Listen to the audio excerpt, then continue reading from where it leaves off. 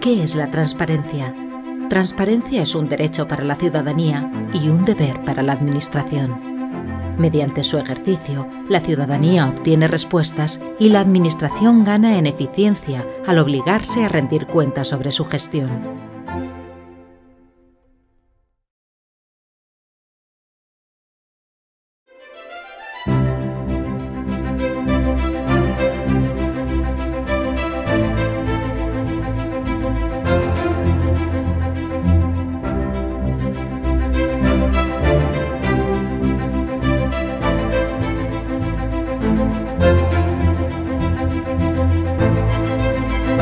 Hay un sitio en el que plantear tus dudas y ayudarnos a mejorar.